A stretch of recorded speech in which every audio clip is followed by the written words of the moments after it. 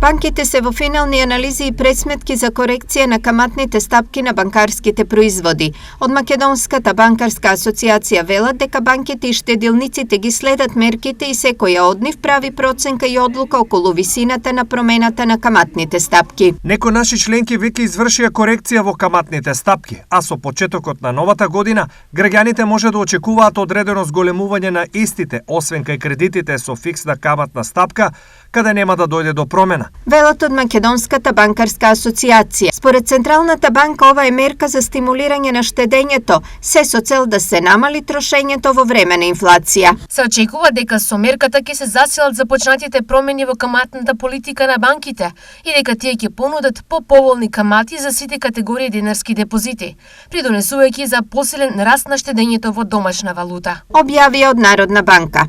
Според деночниот експерт пак Павле Гацов се работи за очекувано движење кај основната камата на Народната банка, но смета дека одлуката е можеби задоцнета. Во наредниот период треба да се очекува забавен раст на трошење, но и на економијата, бидејќи вакво позначително зголемување требаше да се случи уште во летните месеци годинава. Поради сите овие за граѓаните и економијата неповолни движења, за очекување е дека во периодот што следи банките повеќе нема да даваат стамбени кредити со фиксна каматна стапка.